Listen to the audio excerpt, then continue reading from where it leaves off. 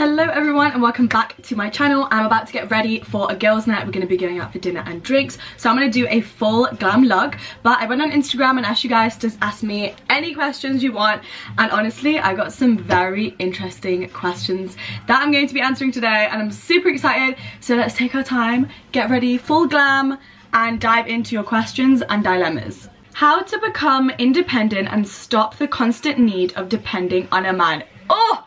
I love this question because when I tell you I had to go on a right journey with this over the last few years, and once I mastered it, it literally changed my life. It all comes from self-worth and self-love, which is why I preach that all the time. Like, listen, a lot of us, and I'm not judging because I was there at one point as well, crave the attention from a man and are dependent on them and are constantly seeking attention from them because we also seek validation from them, and that's never going to stop until we start pouring that love and attention back into ourselves so we can give ourselves validation. As a teenager, and I mean even in my late teens, I was so obsessed with having a boyfriend and having attention from boys and whether boys thought I was pretty, and now I'm in my 20s and I'm like, I don't give an F whether you think I'm attractive, whether you think I'm wearing too much makeup, whether you think my outfit is too extra, I'm ugly, I'm too loud, I'm too outspoken, I'm not funny. I really do not care. Why? Because I love myself. I think I have a bomb personality. I love the way I do my makeup. I love the way I dress. I love the way I carry myself. And once I mastered that mindset, it really boosted my confidence and independence too.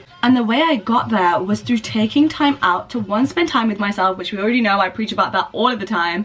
You know, take yourself on solo dates, as you guys always see on my TikTok and Instagram, but also take the time to learn about yourself so you can actually appreciate how much of a cool person you are and what you have to offer. All of this confidence and self-worth and self-love for me skyrocketed when I took a year out from dating. I completely stopped talking stages, going on dates, being in relationships to focus on myself. I straight up spent a whole year on my own. That has boosted my independence like crazy. Because I did it for a year, it became a habit. So really the only way to become independent is practice. Practice always makes perfect. It will change your life. And the reason why I encourage that solo dating and spending time on your own so much is because it goes hand in hand with the second part of this question, which is how to stop needing a man. Once you become independent, you're just not gonna. And once you've fallen in love with yourself, you know your worth, you know what you bring to the table, you will never experience that feeling of constantly needing and wanting to depend on a man ever again. Learn all about yourself. What are your interests? What are your hobbies? What is something you used to love to do but you just don't make time for it anymore? Start making time for that again. Once you have the clearest picture and you can literally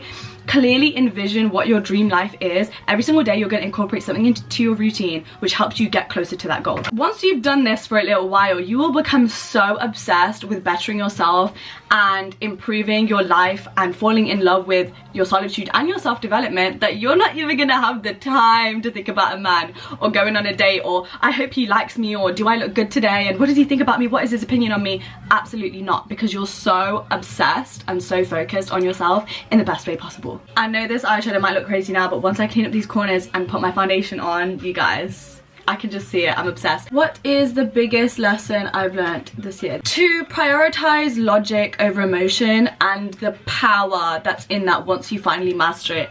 It's such a hard thing to learn, and to constantly make the choice to follow your head instead of your heart and logic instead of your emotions. But I tried to start implementing that technique into my life this year and it's done wonders. Like, it really doesn't feel good in the moment, but most healthy, good things don't feel good in the moment. And one more lesson I want to add. I have learned this before, but I think I learned it again this year. And it's a sad one, but it's that everything is temporary. Like, truly everything is temporary. And the things and the people and the opportunities, circumstances, lifestyle that you've fallen in love with and that you've grown so attached to can just go like that for no particular reason at all. And that is out of your control. So at the end of the day, always remain detached. That doesn't mean remain cold, and that doesn't mean don't be loving and don't be caring and don't grow close with people. But just always know, at the end of the day, you only ever have yourself. Some people don't like it when people say that, and I understand why. I don't mean it in a bad way. It's just, it's the truth. Like, you only ever have yourself. And sometimes the people that you love the most just won't be there one day. And that's okay. There's also absolutely nothing wrong with that. People really don't owe you anything. They don't owe you anything. They don't owe it to you to stay in your life. They don't owe it to you to give you certain explanations on things. They don't owe it to you to give you closure on anything. And that's okay. People enter your life for the timeline that they're meant to be there. If that's a year, if that's a day, if that's forever, then that's how it will be, and everything happens for a reason, and it's your choice to accept it rather than feel sorry for yourself and feel this pity and spend every day questioning, why has this happened to me, or why did this person do this to me?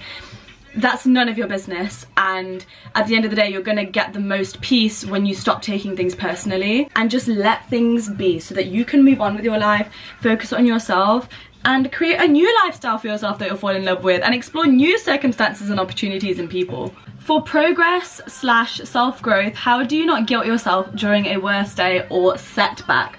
Oh, I struggled with this for a long time, but now my mindset is, if you've had a day where you just cannot focus, all you're doing is procrastinating, you can't get yourself out of bed, you're not at level 100 with your energy and productivity, it's for a reason. Like, your body or your mind is asking or like begging you for a break, and that is your sign to just take a chill day. If your circumstances allow you to do that, please make that decision, because I used to be the kind of person where, you know, I couldn't focus for a day, so I'd beat myself up about it and I'd push myself to try and go harder, when really all that's going to do long term is make you burn out. And a lot of us have this misconception that if we take those break days, then we're not being consistent. You know, if we have an unplanned day where we actually had a lot to do but in the end we didn't get anything done, then we're moving backwards in our self-development and progress journey, and that is absolutely false. It's important during those times when those feelings and that energy is out of your control to give yourself compassion and self-love rather than guilting yourself for taking a break, which you deserve. When I have those days, sometimes I do feel shitty because all I want to do is be productive, or I get annoyed at myself because now I'm falling behind schedule and the day didn't turn out the way that I had planned and envisioned it to be, and that can be frustrating. But it happens and it's completely normal. You are not a machine. You can't be perfect 100% of the time. You still deserve love, you still deserve compassion and grace and kindness, even on your bad days. Have you ever been out clubbing by yourself? I have not. Now, I do love my solo dates. I recently went to a concert by myself and it was amazing. Whether I would go to a club by myself, I don't know, just because I'm not really part of the clubbing scene anymore as it is. And I go like once in a blue moon, and when I do, obviously I want to be with my friends, enjoying it with them. The closest I've ever been to going to a club by myself was when I was in my final year of uni, and I went downstairs in my accommodation to the common room, where, you know, students from other unis would come there, other years, other courses, etc. Everyone would just kind of mingle there, and I went there alone and I sat on a sofa where a bunch of strangers were sat, and I just started talking to them, and I ended up going on that night out with them because none of my friends wanted to go out that night. Stayed with them the entire night clubbing, was so lit, and then we ended up being really close friends for the rest of the year. So I'd say that was my closest experience. Like, I went downstairs with the intention to go out to the club not knowing what would happen. But I guess in my head I always knew I would meet someone, and people are always nice and talkative, so it worked out. What makes you happy? Honestly, this year I discovered that it's actually really small, simple things that bring me such a great amount of joy. Going on a solo date that can be as simple as literally going to a Starbucks drive-thru, sitting in the car park and sipping on a latte, alone with my thoughts, doing absolutely nothing. Having slow mornings or evenings. For so much of this year, especially with like finishing my degree, working a job, also doing social media as a side hustle, and then later on deciding to take that full time, modeling and doing other things on the side all the time, and also trying to balance the social life.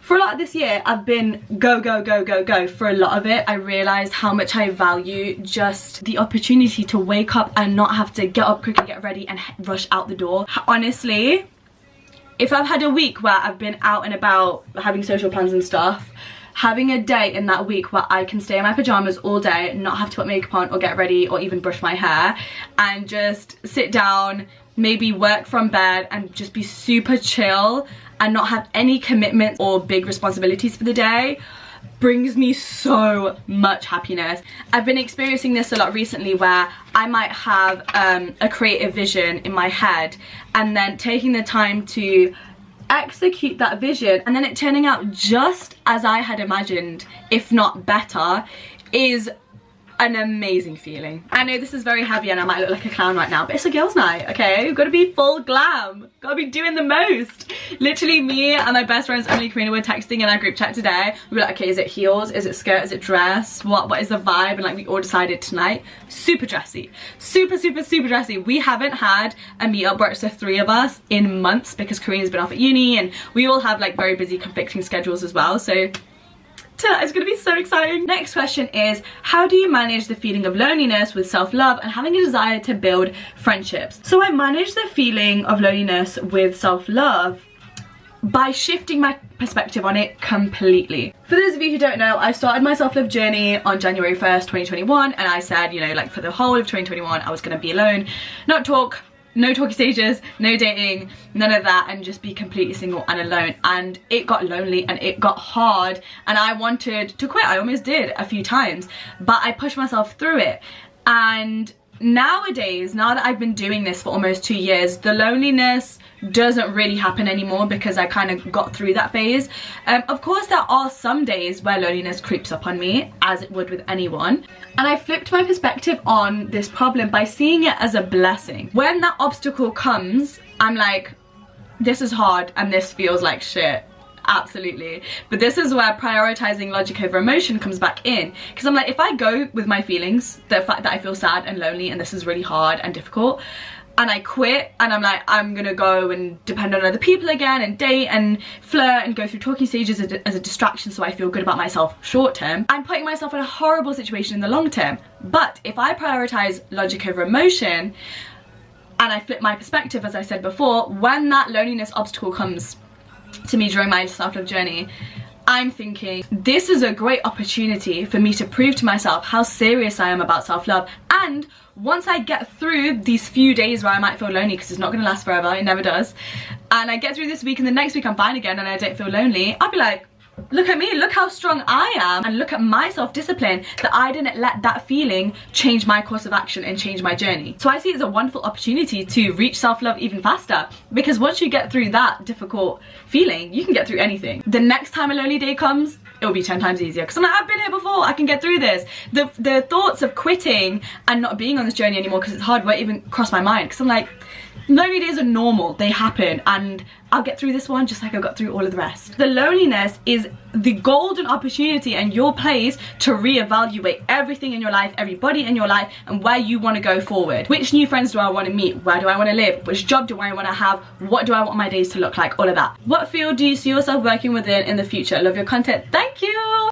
This has always been a question that I could never really answer growing up. I've never known what I really wanted to do when I grow up and like what my dream job was, but I feel like it all just ended up working out for me anyway because I wasn't fixated on one particular idea of what I wanted to do. So then new things and new ideas that I hadn't even considered before could naturally fall into place and there wasn't any resistance. And because things worked out so well that way, from not having had everything planned out, I'm gonna go into the future with that same mindset where I'm up for anything. So field-wise, I'm not completely sure, but ultimately, I 100% see myself working for myself, being my own boss, being an entrepreneur. I would love to do that. I've already kind of dabbled in that before.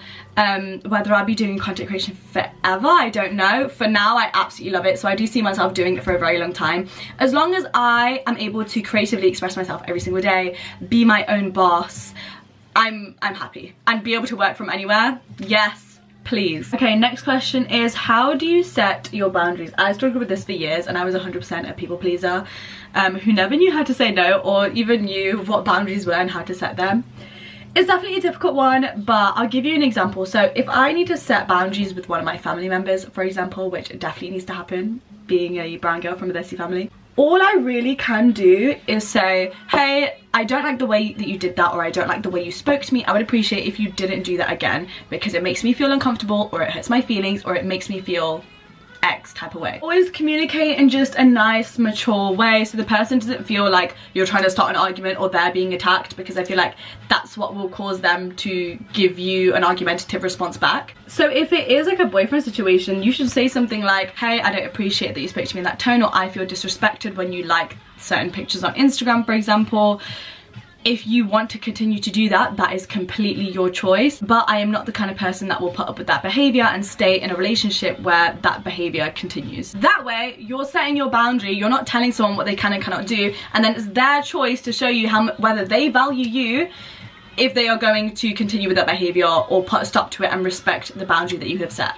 Next question is, how did you discover your style in terms of your outfits? I love this question. Over the years, I've tried out a bunch of different things, a bunch of different aesthetics, and now I've come to the conclusion that I can't stick to one certain style. I don't belong in any one category when it comes to fashion. When I look back at all of my fashion choices over the years, it's very clear to me that my style is eclectic. I love trying out new things all of the time. One thing about me, I am not a trend follower. I don't like to hop on every new fashion craze that comes out, like, you know, the Y2K trend, or, you know, now Uggs are the huge, like, big thing again. You won't see me purchasing them. I don't care what everybody else is wearing. That's never been me. And for me, I would rather stand out and wear stuff that nobody else is wearing.